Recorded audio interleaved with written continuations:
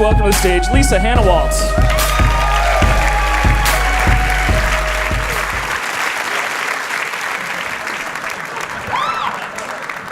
Hi everybody, I'm Lisa Hanawalt. This was my idea for an outfit, but I didn't have time to make it. Maybe next time. I'm an artist. I write and draw comics, and I'm the production designer and producer of an animated TV series called BoJack Horseman.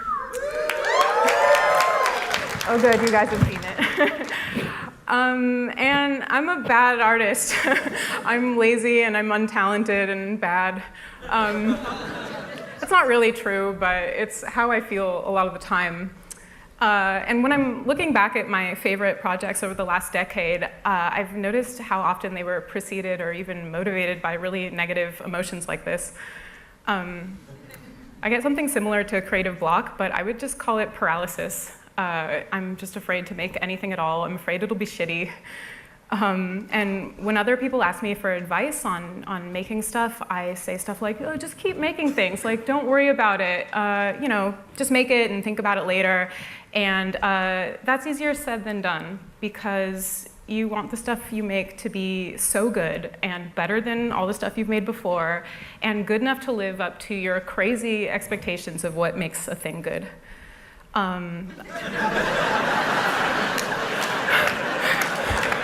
an idiot. I'm an idiot because it's an ongoing cycle. And I'm not saying this to complain. I just think a lot of people have this problem, and part of the solution for me is letting myself feel like shit. That's part of my process. Most of my art projects are either inspired by anxiety and negative emotions, or they're like a release valve from anxiety. One day, I was walking around New York City, feeling really frustrated and angry with myself for procrastinating on yet another project, and I started saying to myself, oh, oops.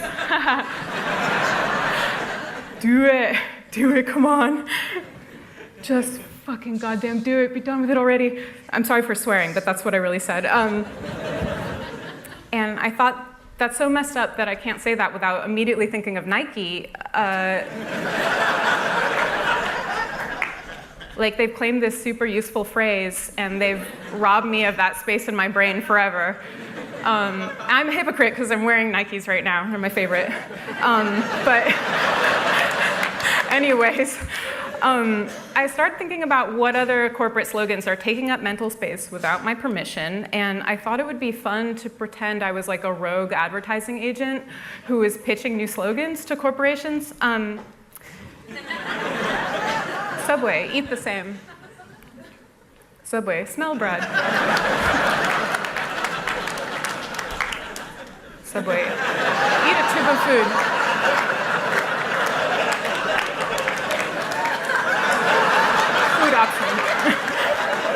So I would make these, and then I would tweet them at the companies.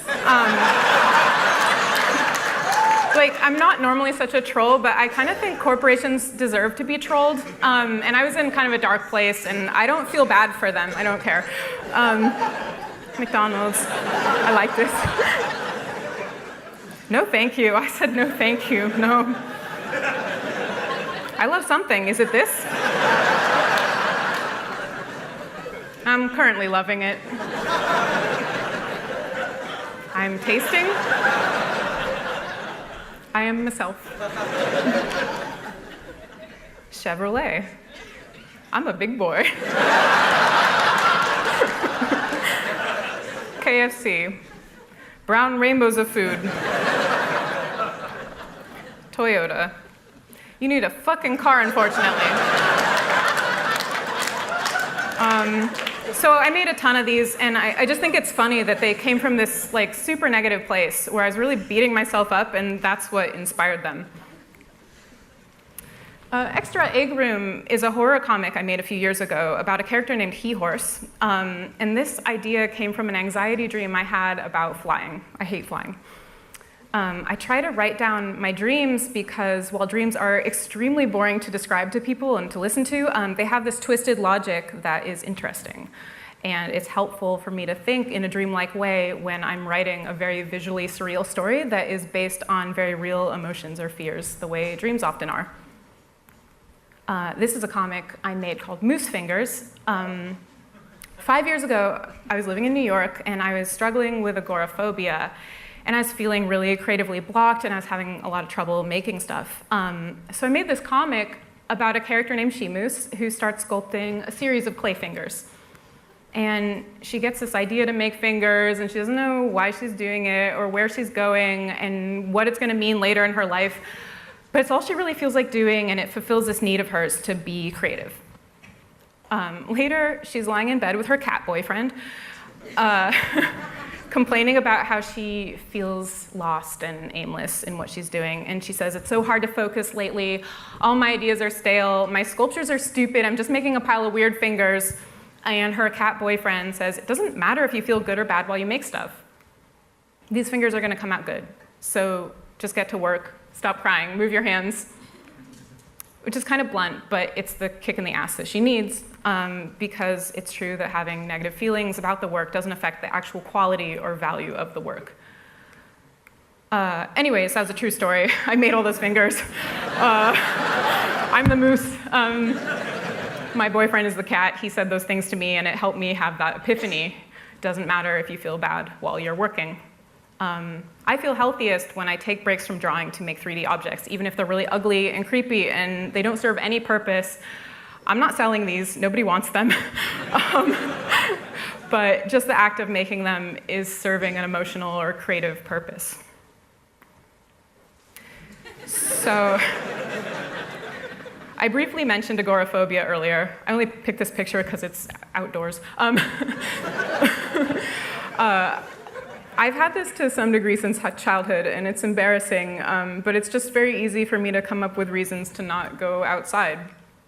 I might get in a car accident, or I might have a panic attack, or I might get sick, or I'm afraid I'll explode and all my insides will come out. This fear and anxiety gets worse the longer I go without challenging myself to do scary things. So when Lucky Peach, a quarterly food magazine, asked me to write and illustrate a regular column for them, I used it as a motivation for going outside and doing stuff in the world. For this one, I took a trip to Las Vegas to write about all-you-can-eat buffets. For this one, I hung out with Wiley Dufresne, a chef, for a day, and it was super intimidating. But if it's my job to go out and report on something and talk to a person, it makes it easier. I wrote this piece about swimming with baby otters. Sometimes I just use these assignments as an excuse to go out and have an animal encounter. And now every day I'm not covered in otters. It's a piece of shit.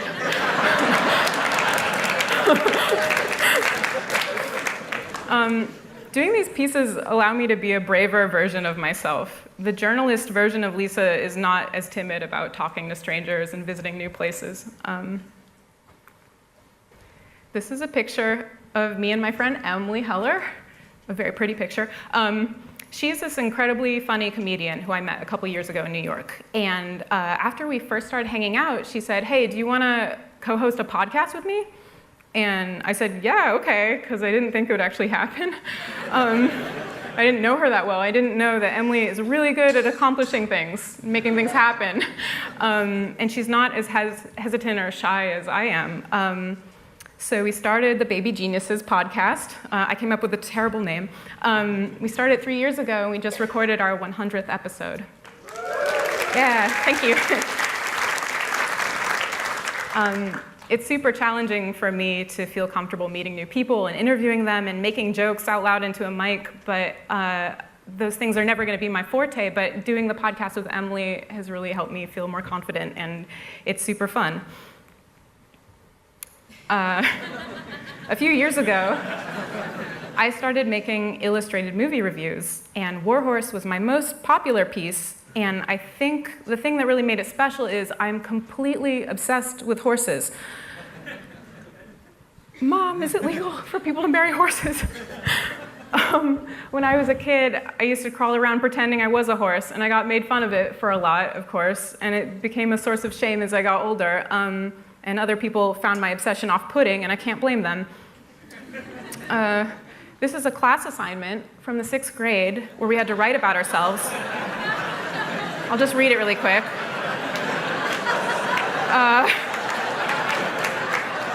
Start off, I'll make it clear that I really like horses. I really like horses. I really, really like them.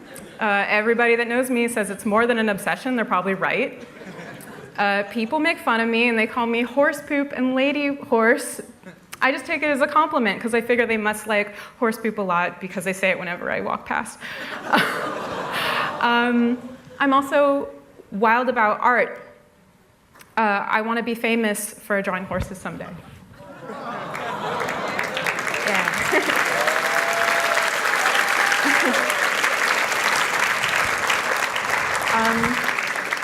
So that's never really gone away. That's like the core of my being. And this movie review was the first time I really came out as being a horse girl in my adult years, and it really resonated with people. Every character in the movie is like enchanted by the horse, and that's exactly how I feel every day in real life. I don't know what it is about them. When I was in college, I made these like enormous clay horse heads for a sculpture class, and during our critique, my professor got really worked up over how strange and enigmatic horses are. And at one point, she kept loudly repeating, "What is it about their faces? What is it about the face?" And we just stared back at her like, So I loved War Horse. I cry every time I watch it. It taps into my childhood obsession. I wish I didn't like horses because they're really dangerous and unpredictable, but I can't help it. A few years ago, I started making this Western adventure comic called Coyote Dog Girl, and I love Westerns so much, but they're often really racist and misogynist, and most of them don't even acknowledge the horses. Like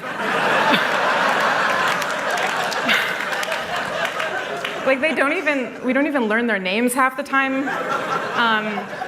That pisses me off. So I made a Western where horses were the focus. When I originally sketched the story out, Coyote was a man. I'm used to seeing male protagonists in stories like this, so it takes an extra step for me to visualize it as a female. And I realized I had zero reason to not make her a girl. I was just being lazy, so I gave her a sports bra and made her female. A lot of the stories I write come from me feeling frustrated that kind of story doesn't already exist. I wanted a surreal, horse-focused Western with dog people in it. I couldn't find an example of that, so I made it. In 2010, my high school friend Raphael emailed me about his idea for a TV show called BoJack, the depressed talking horse. I said, that sounds really sad and cynical. I don't know if I like it. He was like, okay. But then a year later, he pitched BoJack to Tornante, a development company out in LA, and he included my drawings with his pitch. A year after that, I was hired to create concept art of the main characters. At this point, I had zero animation experience, and I didn't know how to draw on a computer, so I was just doing watercolors by hand. And I started this project with a ton of hesitation. I was super cautious about getting involved because I didn't know what it would entail, and I didn't feel confident about what I was doing, and I was super commitment phobic about working on such a large project, and I was just like leaning out all the way.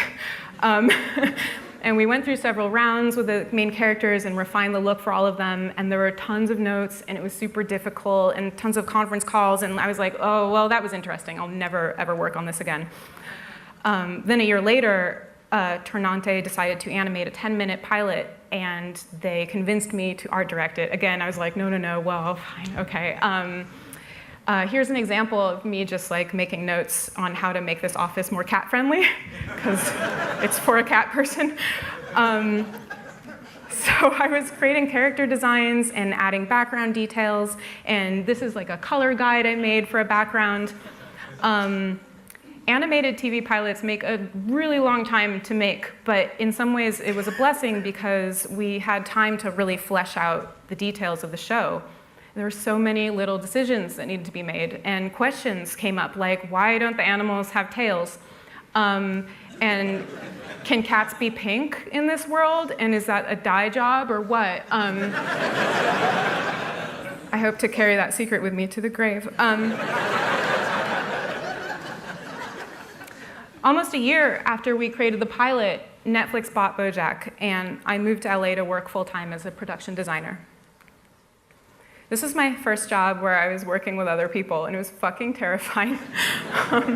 There are tons of people all working together to make this thing, and I was thrown in there, and I had to stand up in front of them and say, so I'm not an animator, I've never done this before, but here's how I want you to draw clouds, and at night they're gonna be purple, and there's all these talented animators who've been doing this for years, and all I had to go on is my own style of drawing and my own taste for what makes things funny or beautiful or interesting. We're currently in production on season 3. Yay!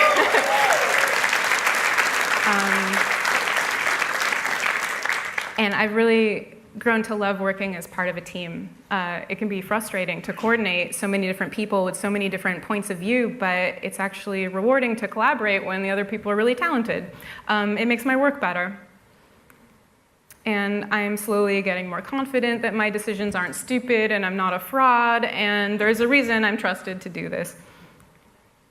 Part of what I love about working on the show is that it seems like a wacky sitcom at first, but it's actually written from a really personal and emotional place. And my goal is for people to be able to pause it at any moment and for there to be a story behind what me and the other artists have drawn in there. I don't enjoy working on projects when I'm not emotionally invested in what I'm drawing. I'm going to leave you with one last story. Planting is a comic I did recently for Lucky Peach magazine, and it's about a young bird couple who buy their first home. And the wife starts this hobby of collecting plants and filling up the new house with them. And they start harvesting the plants and cooking them, and they don't even need to go grocery shopping anymore because everything they need is grown in the house. And then she starts making pots to keep all the plants in. And she becomes more and more obsessive about her hobby. And like the entire house is just filling up with these grotesque pots and plants. And they invite their friends over for dinner, and it's okay, but their friends are like slightly weirded out by it, and they're a little judgy. And the wife starts to literally disappear into her hobby, and her husband has trouble finding her when he gets home from work. Sometimes she's inside a giant plant tending to it, and sometimes she's curled up in a pot asleep. And the story ends with this conversation where her husband tells her that she has to let him in and stop using her hobby to push him and other people away. And this is definitely something I do in my own life, and I wanted to write a story about that and about like a functional, loving adult relationship where it feels ominous and creepy at first, but the problems aren't that dramatic, they're more subtle. There's no giant man-eating plant like Little Shop of Horrors. There's just this issue of communication and navigating relationships with other people.